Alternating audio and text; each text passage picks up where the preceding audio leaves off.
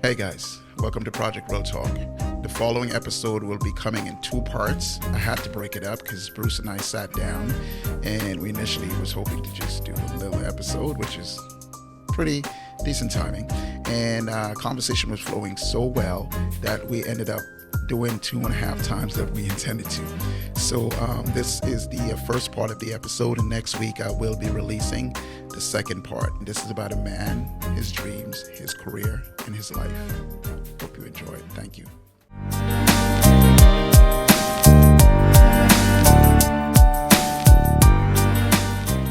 Hi, welcome to Real Talk. I'm the host, Chris Rogers. Our guest today is director Bruce Fontaine, who happens to be a former Hong Kong stuntman, martial arts instructor, and actor.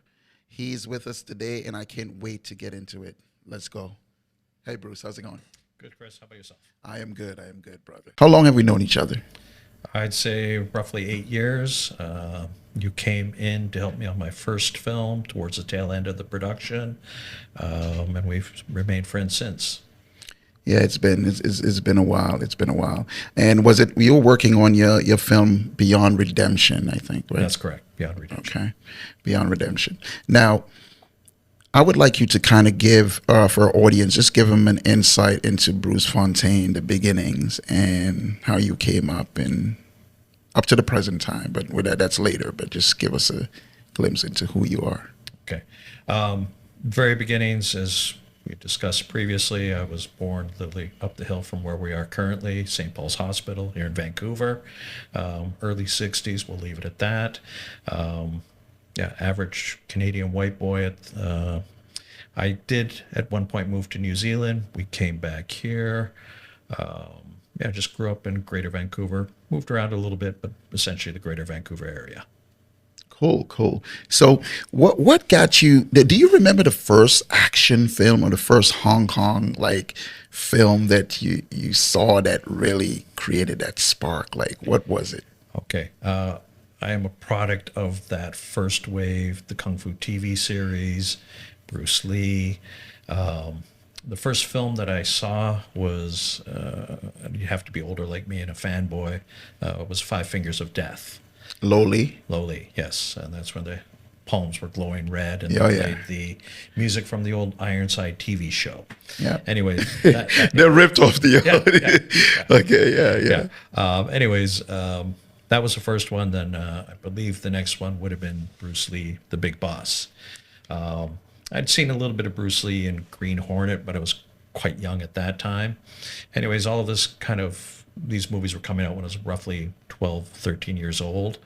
And it sparked kind of an interest for me in terms of getting some martial art training. At that particular time, most things were judo karate. I did a little bit of karate, didn't like it. As it was, there was a couple boys in my neighborhood. It was kind of conventional at that time in that a lot of Chinese families would run corner grocery stores. And there were these two brothers, Wally and Richard, that were doing a type of Chinese Kung Fu. And I had no clue. I mean, I knew it was affiliated with, Bruce Lee and all that stuff, but I really didn't know much about it. Anyways, through their reference, I started to train in a Chinatown school. I was the only white kid there. It was all Chinese Canadians. They used to do classes right after school and classes in the early evening. It was in the basement of an old decrepit hotel. Very traditional Chinese. We had the Buddhist altar. You had to burn incense sticks before each class. There were a lot of traditional Chinese trappings, I would like to say, in that there were some Buddhist rituals they always observed. They did the lion dancing, which I knew nothing about, but I kind of got thrown into doing that because that was part and parcel of what we did. Anyways, I stuck with that for a long time, and I made a lot of long-lasting friendships with the other members in the school. And at that time, there were 3 theaters in Vancouver, Chinatown. And, the Bruce Lee movie, Big Boss, and Five Fingers of Death showed in conventional Western theaters. But these friends of mine from the Wong Ha School, the school that I went to, would take me to the Chinatown theaters, and suddenly my eyes got open to this different world. Different world. It wasn't just like the Bruce Lee movies. and it was like these old Shaw Brother movies, Yeah. these, Shaolin Temple. God, my childhood, my very childhood.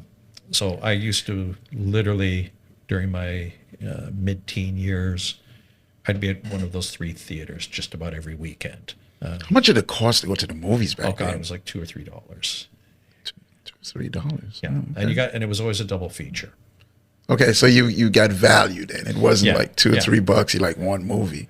Yeah, no, and yeah, and It wasn't multiplexes though. It wasn't like where you can go and watch. It was just one theater. This was Shaw Brothers Theater, which was showing strictly. Shaw Brothers Yeah, in Vancouver. Yeah, the building's still there.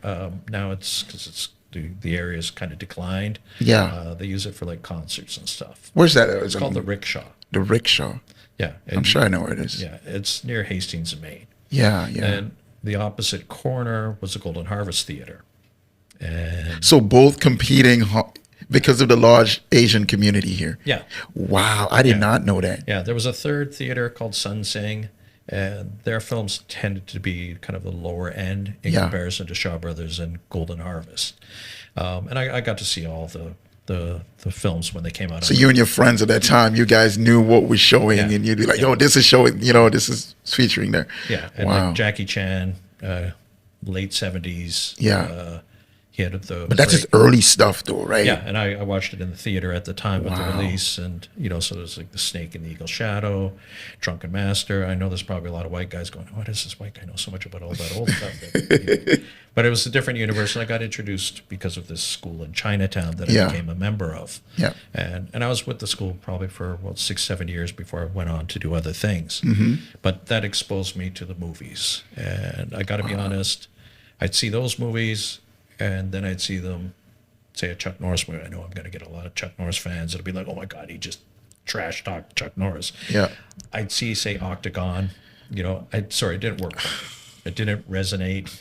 And so, yeah, I really started to prefer what I saw from the Hong Kong films. And there was an evolution. It was a different world. We've seen the block, the punch, the old Hollywood. Yeah. You throw a punch, okay, I block it with my right hand. Yeah. Then I punch you with the left, and you block and you duck and you. Same here. I got bored. The moment you saw Hong Kong film, you're like, what is this? And how do I get more of this? Where? Yeah. Well, part of it for me was the evolution, because there was the Kung Fu movies, which honestly, after a little bit of while, they kind of played out for me. Yeah. But then when Jackie Chan happened, he did those couple breakout hits. He did a couple lower budget things, the Fearless Hyenas and stuff like that. Yes. Which at the time were fine. Now, but there was still different from the regular Hong Kong fare, because what he did, he combined comedy and action, whereas the others were going for action.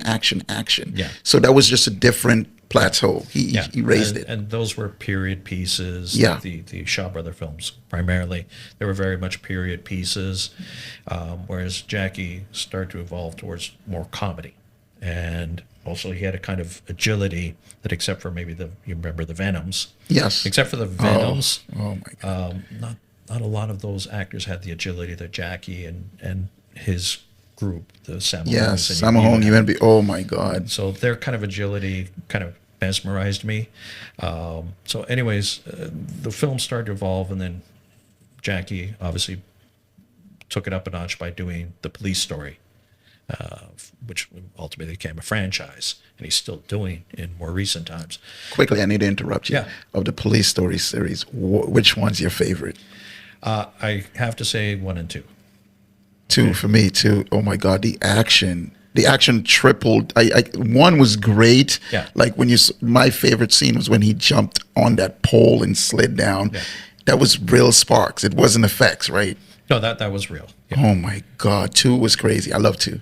Yeah, no, they both definitely have really great action, and they were fun to watch. But anyways, as I was saying, the way the films evolved, it always kept me interested, because it wasn't strictly period piece films that you would see from Shaw Brothers. It kind of evolved into something that's more modern and contemporary.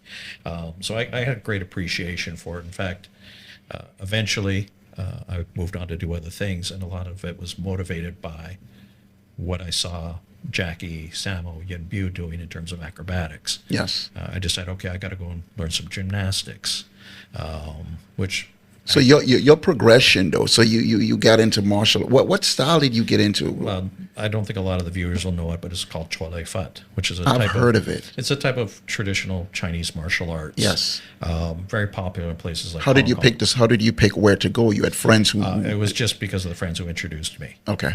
There were a couple kung fu schools around back in the 70s, but there weren't a lot, and the ones that were in Chinatown, it's not like they were in the yellow pages, right? Yes. And of course, there was no internet, so you couldn't go do a Google search and Word of mouth, or basically, if you knew there was a school there or somebody who went yeah. there, that's how you did it. And I walked in there. There were a couple other Caucasians over the years. Yes. But I was kind of one of the main ones that stayed with it. How were you guys treated though? Because again, it was like Asians, Well, and then you had Caucasians coming in like, we want to learn this. Like, what was I it like? got to be honest, the teacher was a really nice person.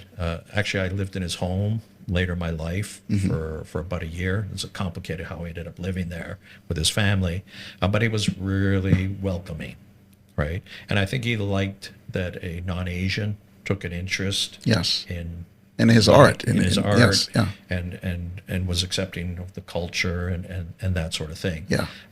Because we'd go to these Chinese banquets, which is again part and parcel of all of that. Because honestly, it was some of the people that do this might not like to hear it.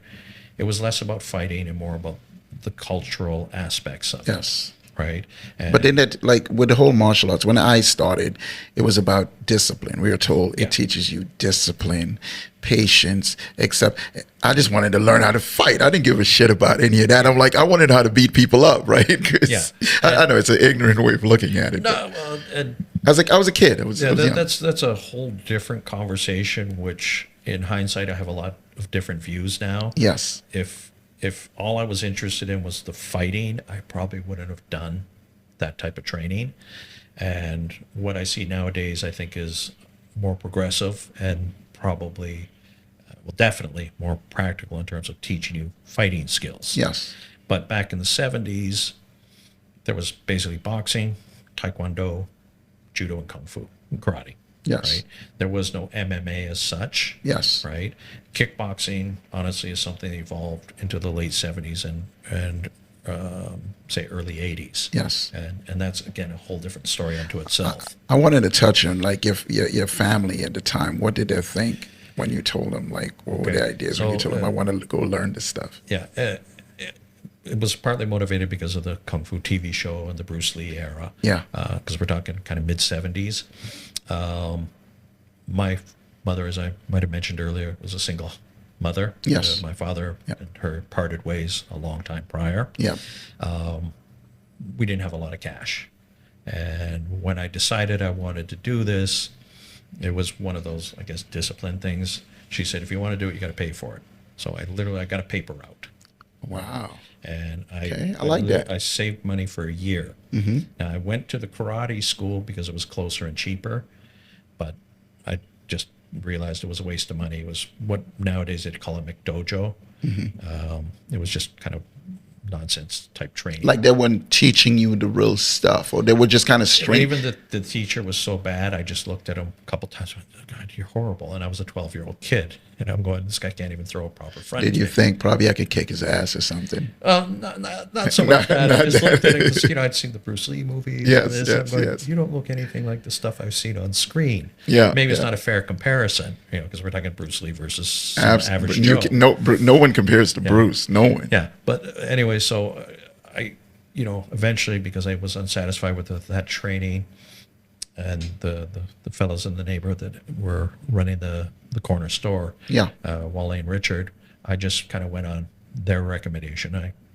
sought out the school, I joined it, and stayed, like I said, with them for about 7 years. Yeah. And because In the 7 years, though, did you feel like you've learned from, let's say, in year 1 to year 7? Did you feel like, hey, I learned something that I can apply if I'm in a sticky situation? Or did you feel like you learned flexibility, you learned the discipline, the culture? Did you feel like you could then actually employ any of the things you've learned if you were to really get in a physical situation? I wasn't, like, say, a scrapper, or, it wasn't my tendency to get in a lot of fights, but I did apply a few things on a few odd occasions. On the streets or with your friends? Like, One on the street, just some, back in the old days, I don't know if it happens anymore, but some people just say, I don't like the way you look. Yeah. Just try to pick a fight with you randomly. But there were no guns and knives back then. It's like people took care of business with their fists. There might have been a little bit, but I never encountered it. You never, okay. Yeah. And then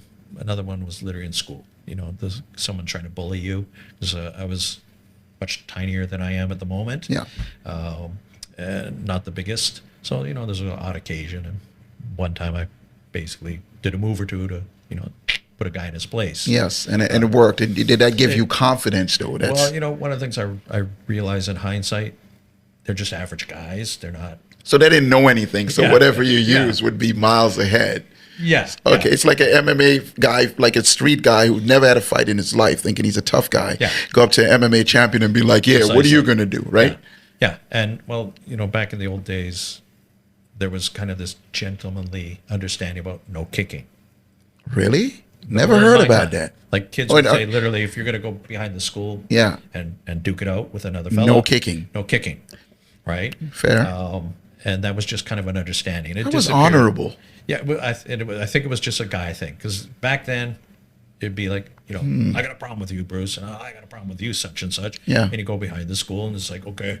And everyone would come and watch, and, at the end, oftentimes you shook hands. No, you're friends with you, of course. Yeah. Back, I guess, in our times, I would fight with my best friend almost daily. Oh, yeah. But the thing is, once we're done and we all, like, out of breath, we're like, you okay? Yeah, we didn't try to hurt each other. We just wanted to let off steam or whatever. Yeah. It was a contest. Yeah. And so after you got out of your martial art training for the 7 years, what did you do after that? At that point, where did you go from there? Okay, so again, I don't know how much your viewers might know about this, but there was a thing called sport wushu. Yes. And if anyone knows who Jet Li is a product of sport wushu. One of my heroes, man. Yeah, some people call it modern wushu, contemporary wushu, sport wushu. So they're different.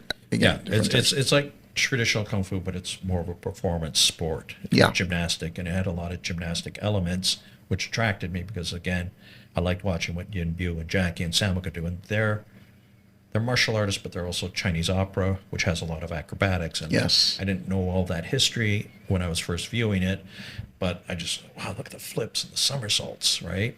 And so that attracted me to the sport wushu. And there was this gentleman, there were two gentlemen. There was one fellow that used to train with what is considered a pioneer out of Seattle named Roger Tong. If anyone knows who Keith Cook / Keith Hirabayashi is, Keith Cook is in China O'Brien.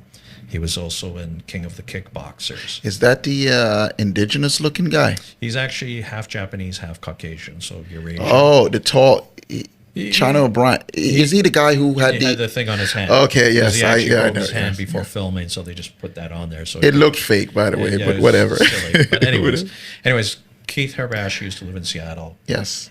He was trained by a guy named Roger Tong, who, for people who know anything about contemporary sport wushu, there were certain pioneers. In fact, Donnie Yen's mother is a pioneer in the States, Bosun Mark. Yeah. Anyways, there was a fellow named Tom. He learned from Roger Tong. Yes. Because he learned about it kind of like me. And he had martial art training in Chinatown, but he'd go to Seattle.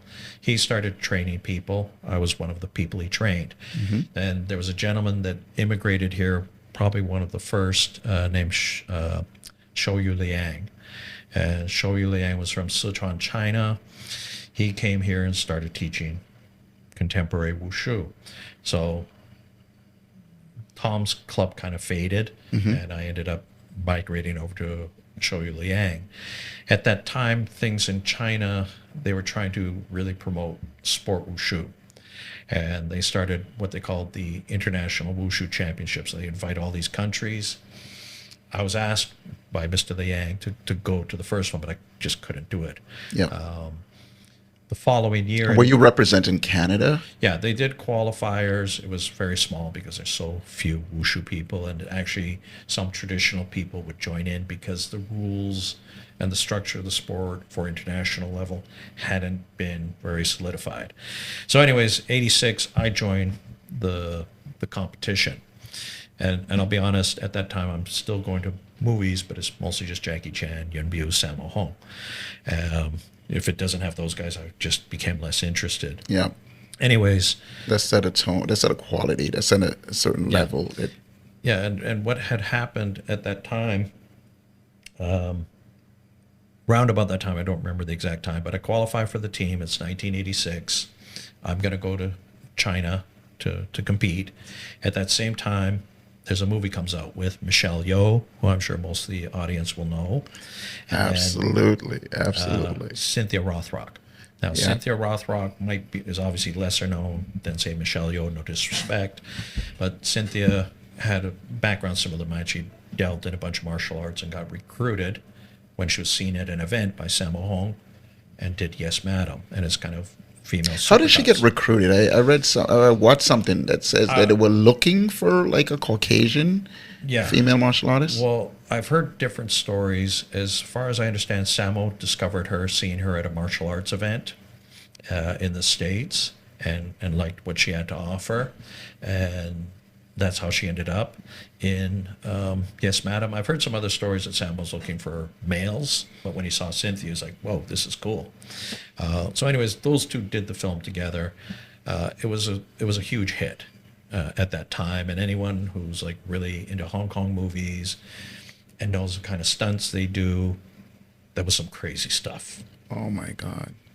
Yeah, so What movie was that? Yes, Madam. The Yes Madam movie. Yeah. That movie. So, tell me about the effect that movie had on you, because I know what it had on me. Well, for me, I'd always kind of had the idea that I'd love to do this, and there was only one non-Asian predecessor to Cynthia that I know of. There might have been a few others, but maybe I didn't see them. Was a fellow named Roy Horan, and Roy Horan played a villain in Snake in the Eagle's Shadow with Jackie Chan. It was kind of his big breakout film, and then he's been in a few others. Like, memory might be wrong. I think he might have been in Drunken Master, but I'm sorry, I haven't seen that movie in a long time, the original. Anyways, Roy was the only one I'd seen prior to seeing Cynthia. And when I saw Cynthia, it's like, I've been in tournaments where she was. She used to come to Vancouver, and so we all knew her. And I was just like, oh, someone I know that I've actually been in the presence of. She is doing it. She's up there doing it, and she's doing it incredibly. Yeah. So it just kind of got a little bit of a spark going. But I was still just contemplating. I was like mid-ish 20s. Yeah. Did a year of college, couldn't figure out what the hell I wanted to do with my life. I think I probably was too fixated on the wushu and stuff. Anyway, so that movie was kind of the one that lit the spark. Yes, Madam. yeah. How many names? See, it was called Police Assassin. What's the deal with the Hong Kong movies where you have 5 different damn names, and you're telling your friend, "Oh, I saw this movie," and he's like, "No, I don't know." Oh, it was Cynthia. Oh, okay, yeah, I saw. It's just the names are different. Yeah, Police Assassins. It was selling on VHS. Yeah. Police Assassins.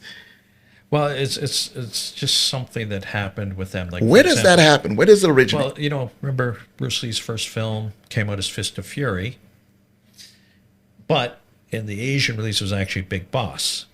All right. Then there was a movie that followed, the second one, Chinese Connection. Yes. But to some it was Fist of Fury.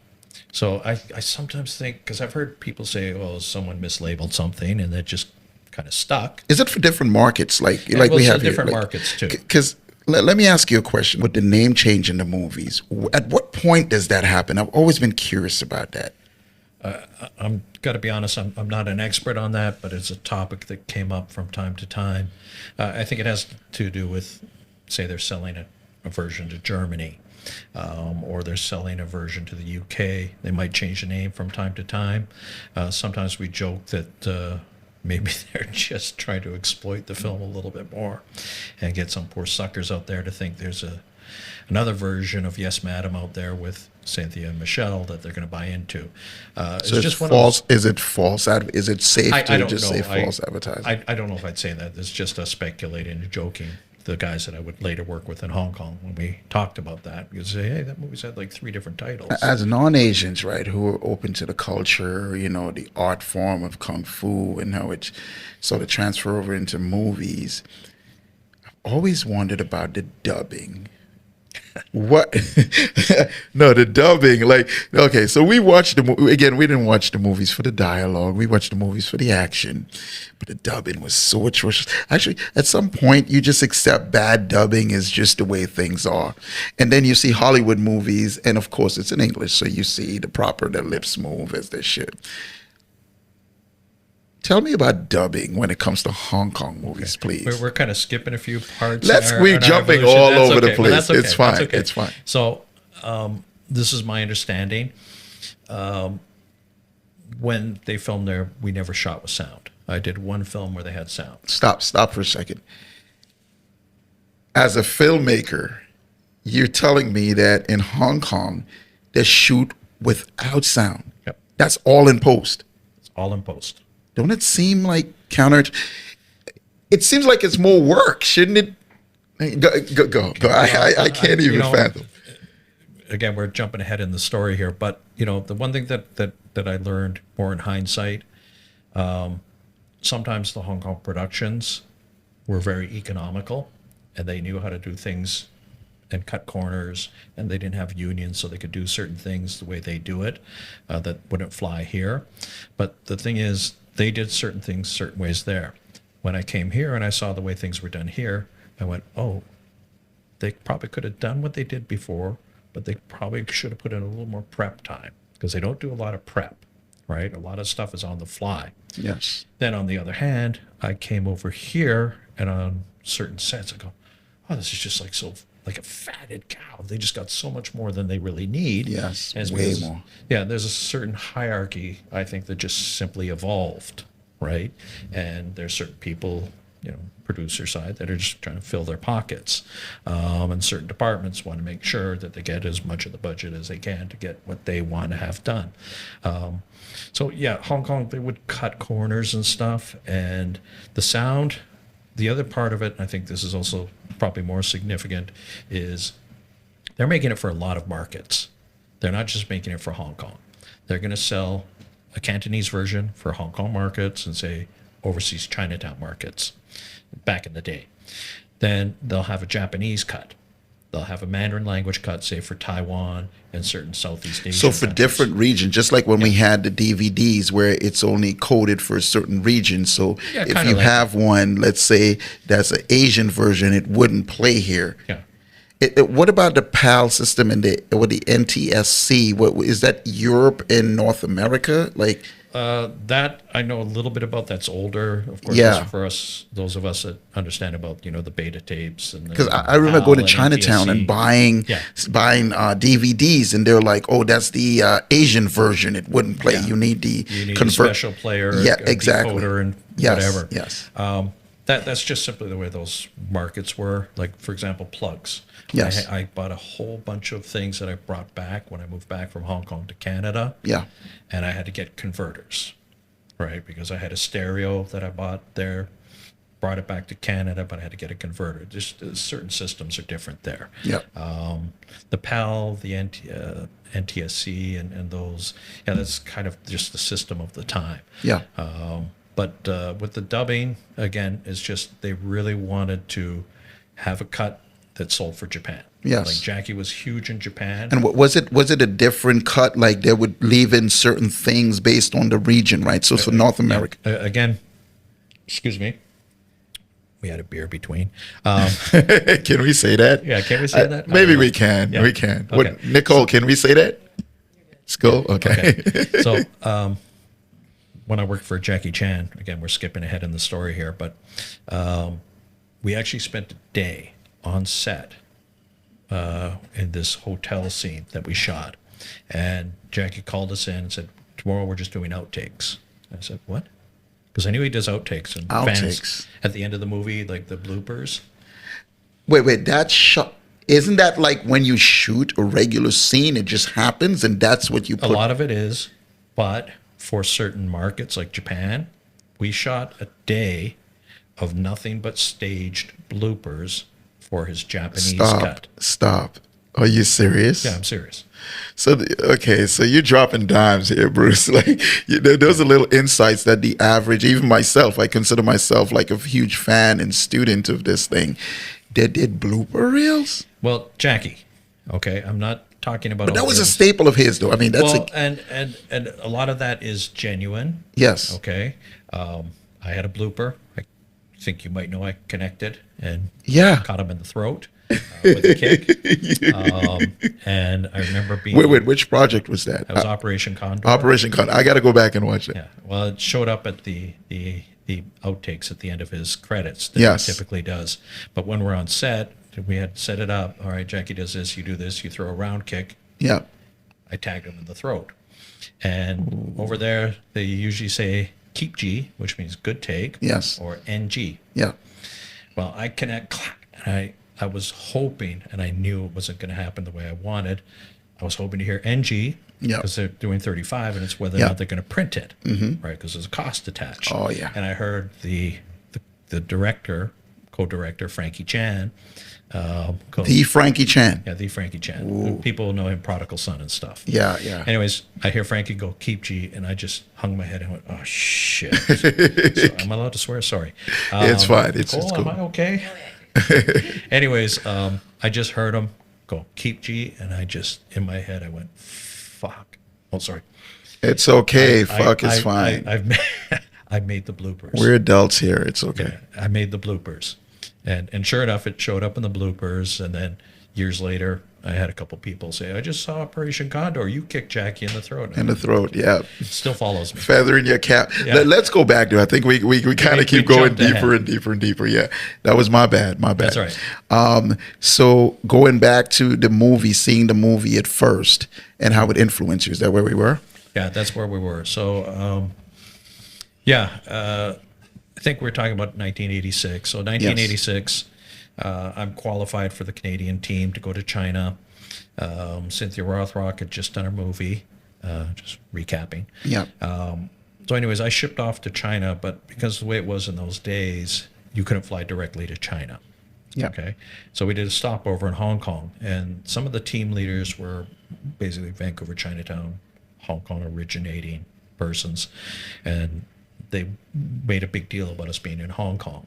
So we did dinners with the martial art crowd over there, and so on.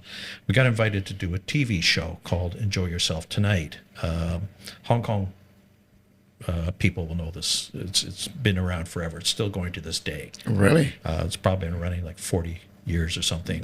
Anyways, I did a guest spot, and I just performed my wushu routine. Yes. And a couple of the producer, types came up to me and said, "Oh, you're really good. You know your stuff. Yeah, like yeah, you should consider moving here because it's becoming popular to use non-Asians." So wait, was that? And prior to that, did you actually had ideas or dreams of moving there? Yeah, well, to be honest, even before the movie stuff, when I was very young, Yes. maybe it's just the way I think, but I kind of went, I'm going to die one day. Life is a once around. And because I was really into the martial arts and the culture and stuff, I just thought, if any place I wanted to live, I'd like to live in Hong Kong. This is even before I thought about the movies, right? At one point, Why Hong Kong though? Even apart from the movie, direction.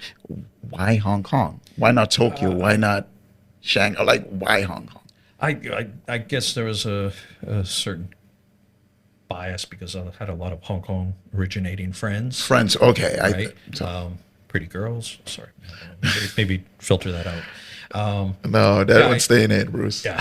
That one's staying. Anyways, I just something about Hong Kong I thought it would be cool. Yeah. Right. And later on, things crystallized more. Like I'd like to do this film stuff. And, Yes. So again, after Enjoy Yourself Tonight, the appearance on that TV variety show, they spoke to me. I just started thinking, well, this is actually something that's a possibility. I had a friend from high school around age 19 or 20. We shared an apartment named Oscar with another buddy of mine named Albert. They're both originally from Hong Kong. Oscar had gone back to Hong Kong, was training to be a police inspector.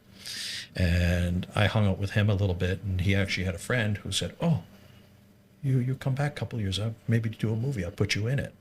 All right. I was like, "Oh, cool." So entered the TV show happened. Like some incredible luck. Well, in the end, it didn't work out. But it got me there. Okay. So I got you. basically, the I go to the competition after, that appearance. Yes. I go to Beijing after the competition to train, and I stay in Beijing for about a month, and I meet a fellow there named Jeff Falcon, and he's a Westerner, and at that point he'd been there for about 2 years just training. And anyone who gets into wushu, it's kind of like a bucket list thing. I got to go to China and train because it makes you more legitimate. The training. I had that dream, didn't make it, obviously. There's a lot to it. It happens for some, others for others maybe not. Yeah. Anyways, so I went. When I'm in Beijing, I become friends with Jeff Falcon, and then a couple other fellas that were at the competition in Tianjin. A fellow named Ken Goodman, a couple other people are all there training too. So we kind of bond and become friends. There's another fellow, he wasn't in the competition, but he was around, named Dan Mintz. Yep. And I became friends with all of them. Anyways, I go back to Canada. I start teaching wushu on the side, mostly for kids and community centers, trying to figure out what I'm going to do with my life. I get a letter from Jeff Falcon. And Jeff says, hey, I'm going to be in a Jackie Chan movie. Well, it's not really a Jackie Chan, but it's a movie. It's his production, and it's called Inspectors Wear Skirts. And one of my favorite films. Yeah, it's basically the catalyst for what I like to call the female super cop genre. Yes. Girls with guns, as some people like to refer to it. Anyways, he sends me this letter. He says, I'm going to be in Inspectors Wear Skirts. So it comes to the Golden Harvest. I have to see it. And it's probably like 1987 now. So I go to see it. Jeff has a really standout part. I didn't know it at the time, but Cynthia Rothrock's also in it. All right. She played, if I remember, one of the police, one of the inspectors who were training. She was a trainer of the girls. Yes. She was a. Yeah. Yeah. Okay. Yeah, I remember. And they had, I think, if I remember correctly, Sybil Hu. Sybil Hu, yep, she was in there too. Yeah. Was she a trainer as well? I think her and Cynthia were kind competing. Of they had a troop, right? Each had a troop of girls. Yeah, I remember. And the fanboys know this. The male team was basically speckled with the Jackie Chan. With the Jackie Chan stunt crew, yes. Yeah. Yeah. So anyways, Jeff does the movie. I go to see it in the theater. And I'm like, I know him. He's doing this. He's doing this. I can do this. I'm really thinking this. Anyways. Oh, man. Exciting. And I'll come back to that later because it has a kind of a little bit of a ironic element to it. So the lady that I was dating in Vancouver at the time can see my enthusiasm, and she knows this is something that's just always going to be in my head. We go to see another movie around that same time, Armor of God, Jackie Chan. Yeah. And it's Golden Harvest Theater. And she literally leaned over to me and she said, if this is something you really want to do, you should just go and do it. And that's been kind of my mantra since those times. It was demise, unfortunately, of our relationship because I was gone for so long. Yeah. And back then, it was letters and snail mail and very expensive long-distance phone calls. But I basically made a decision. I literally, within 6 months, was on my way to go there. I spent that 6 months changing the way I trained. Yes. And I realized wushu competition doesn't always work for film. Yes. So I started doing more taekwondo. At that point, you've never done any film stuff at that point. I'd watched enough. No, I'd done nothing. That you haven't been involved in any. I'd actually had a fella that did a little bit of stunt work in Canada. Yeah. Who was learning wushu from me. And he was like, dude, you should be working as a stuntman here. But I had no idea how to get in. I knew nobody. Yeah. Anyways, I basically sold my car, started packing things, sold everything I had. Were you in a relationship at that point? No, that's the girl. That was okay. All right.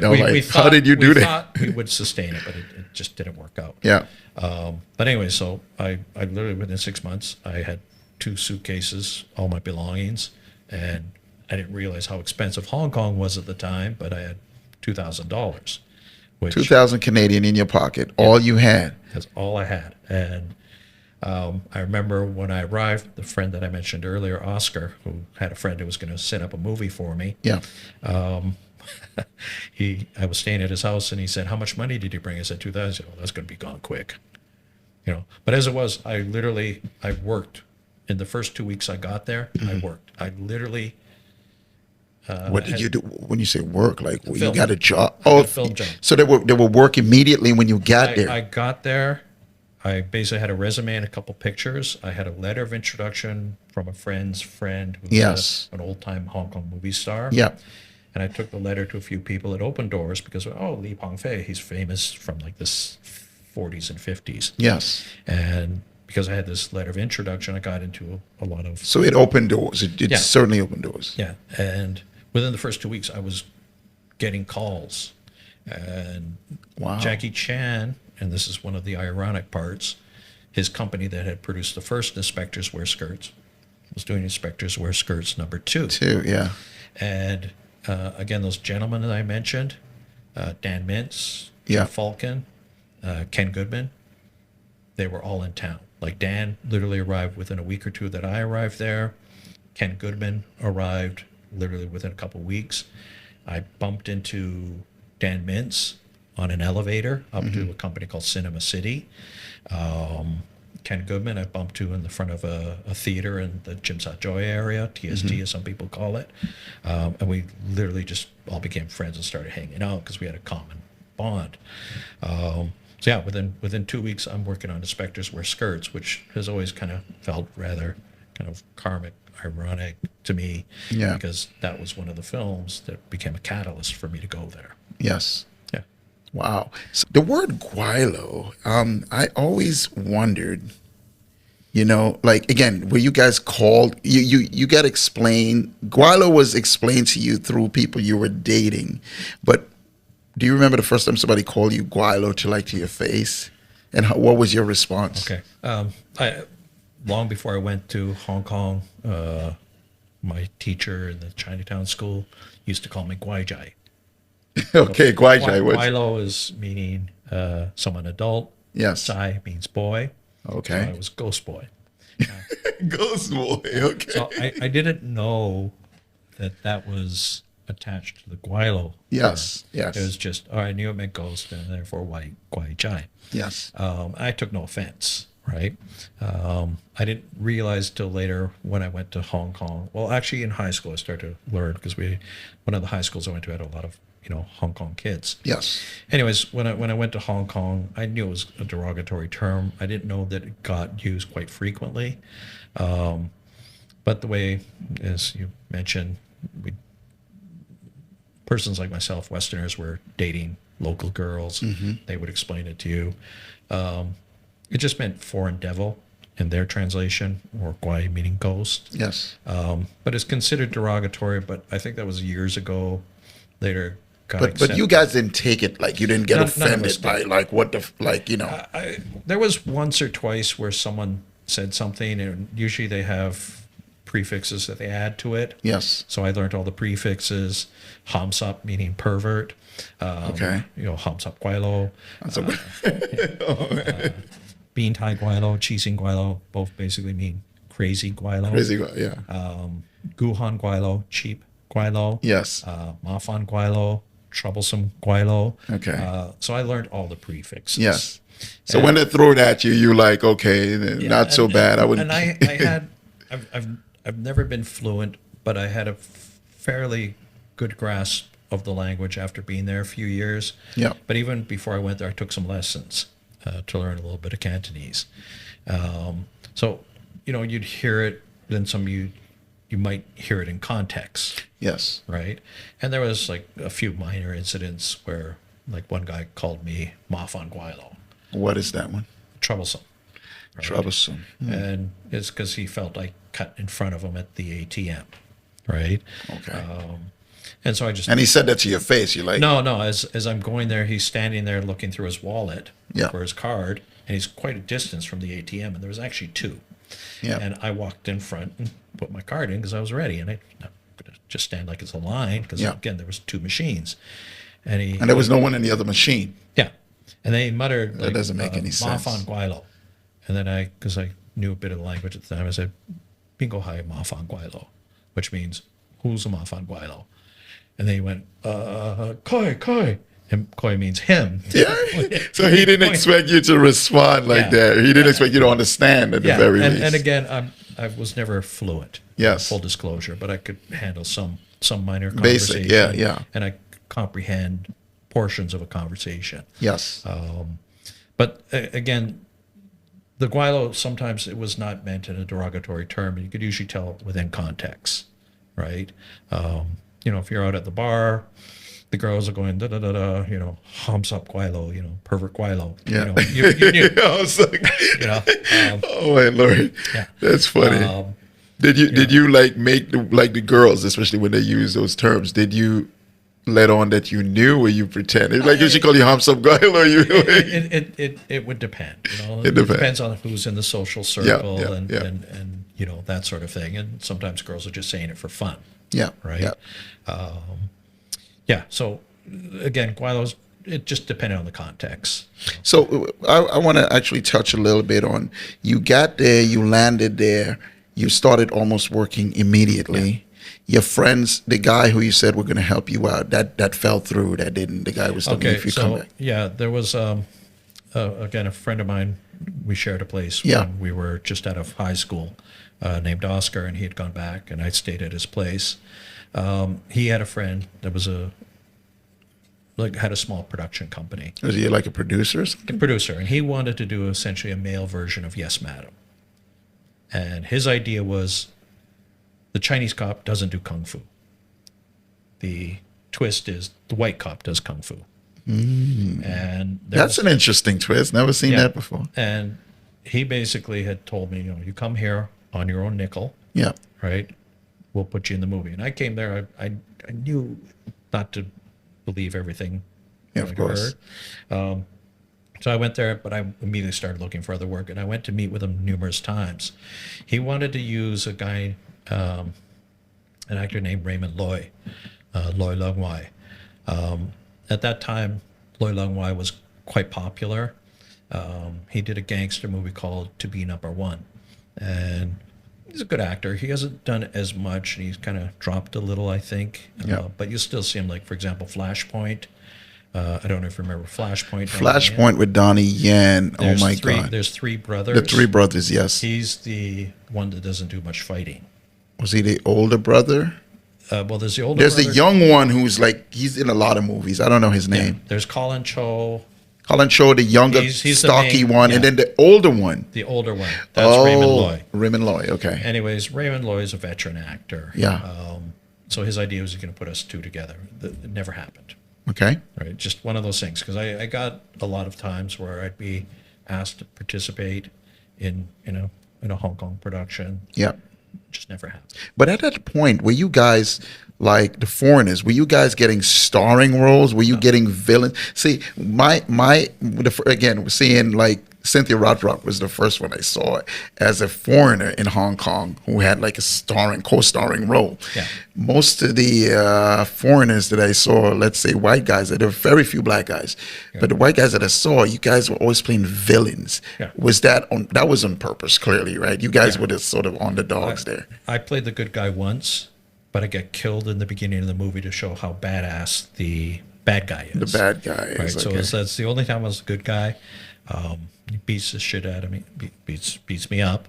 It's okay. Shit is okay. Pretty quickly, and it's merely to establish how badass this gangster boss is.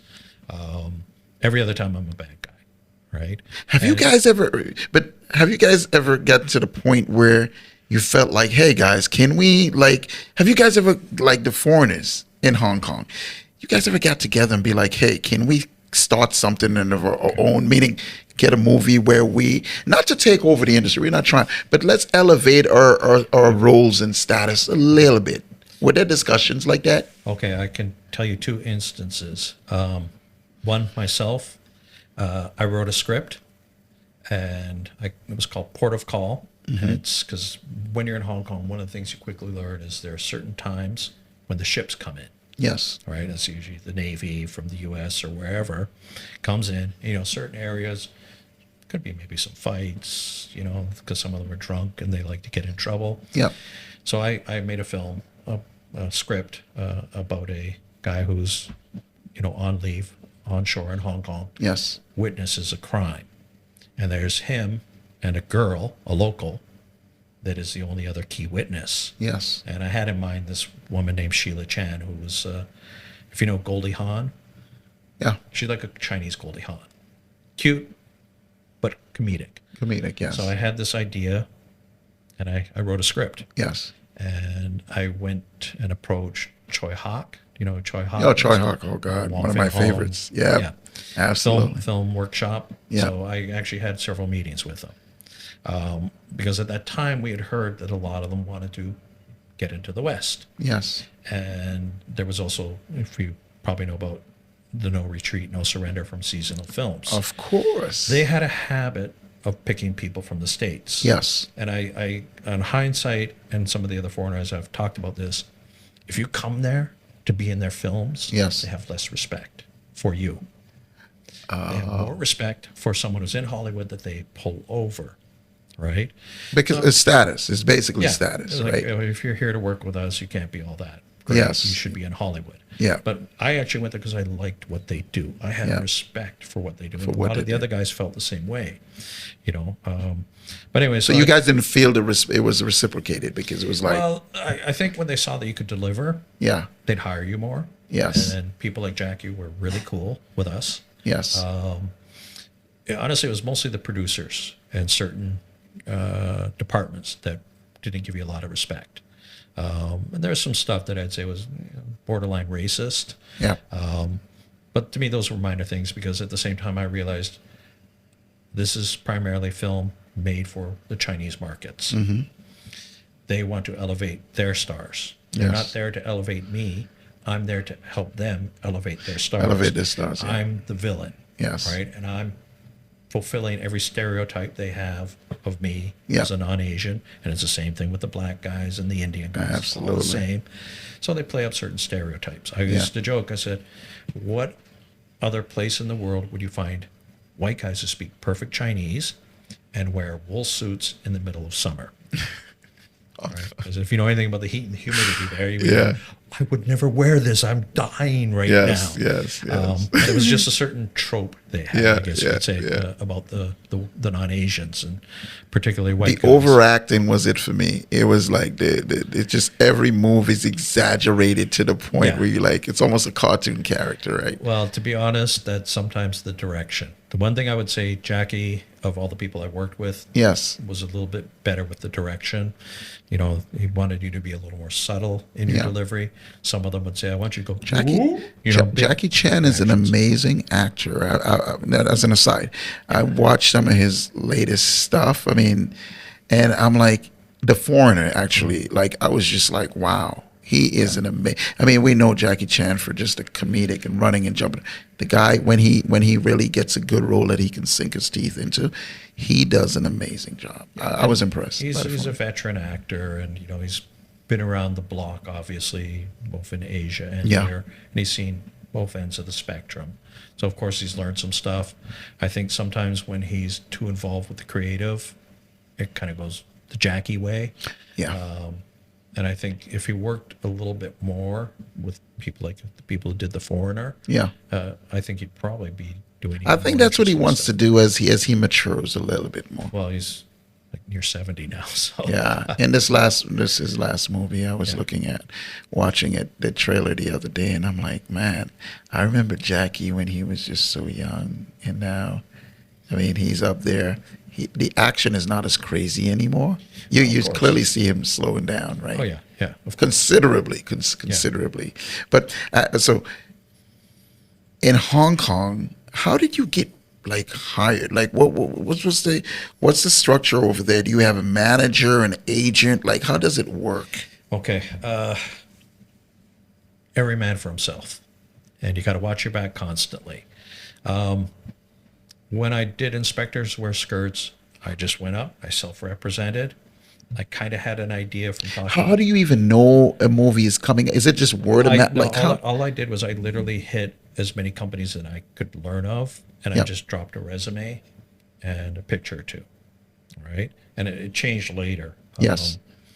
But in the beginning, I just dropped a resume, and usually you try to be strategic. If you heard something was coming, you drop it off at that You time. find out where the production company, where they're Yeah. located. Well, and with Golden Harvest, it's easy because they were in an area called Diamond Hill. Yep. And they had their studio. It's been there for decades. It's gone now, but it was there for decades.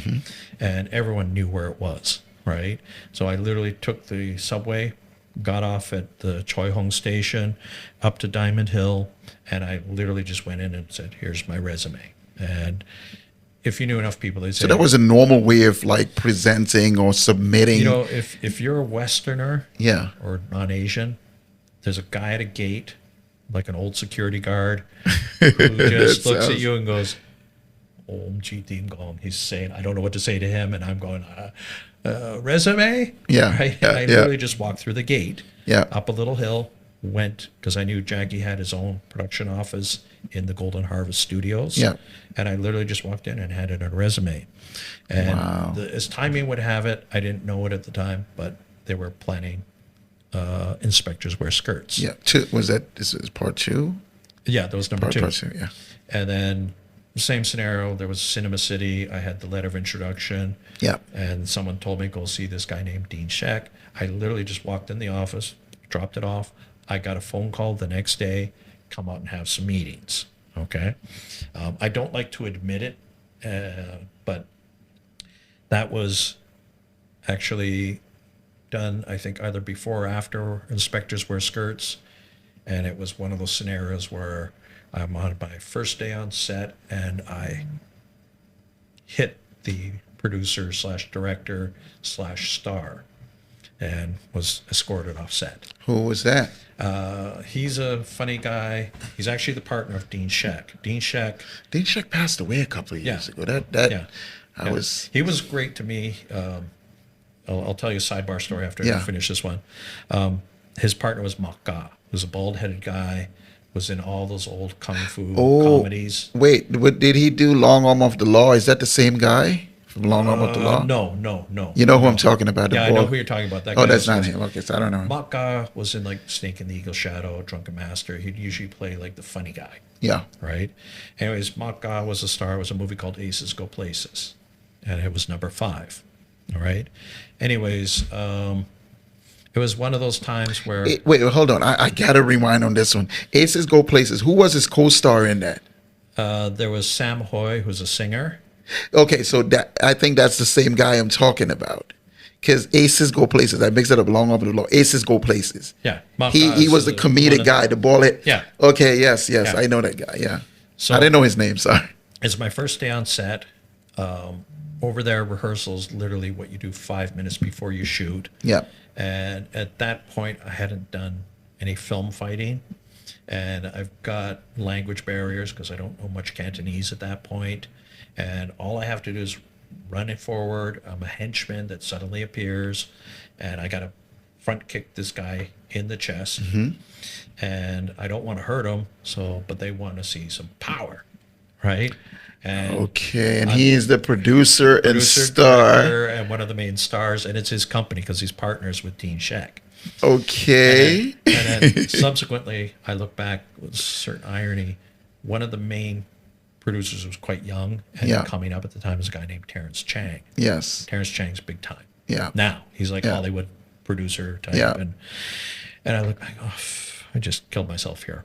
So, anyways, I kept getting told power, and I had at some point I had like 6 different directors. Yeah. Because they're the stunt guys telling you what to do, and one guy saying, "Push Sounds like through." chaos, man. Like, It was so you don't speak the language. You have a language barrier, and you have multiple people who. So you have the stunt coordinator, I'm assuming, telling you. I didn't know who the stunt coordinator was because there was later his team. So I'm going, I don't know which one's the leader. I did, and they're But they're all telling you what to do, and I'm getting pushed through. I'm getting recoil. Wow. So end of the day, and that was your first. first time. Wow. I literally they don't even establish me. There's a couple Westerners. Yes. We charge forward. They want me. Henchman Okay. number 1, See, charge yeah. forward. Yeah. Wow. And I had done when I went to meet Dean Sheck. He took me to a couple film sets and was really nice and giving. Yep. And he asked me to demonstrate. Sidebar: I had food poisoning the day before, But nonetheless, Can't catch a break. I did the performance for them on a Yes. rooftop of Yeah. one of these old buildings in Hong Kong where they happened to be filming. And I had pretty good leg skills, good with the kicking, good Yes. flexibility. That was kind of my selling point. And I was basically introduced as, oh, this guy's got great kicking. Let's use him. Yeah. But my kicking was only great for show at that point because I had no clue about film fighting, right? And I just touched him, but my foot went and caught him right there. And that was the end of my day.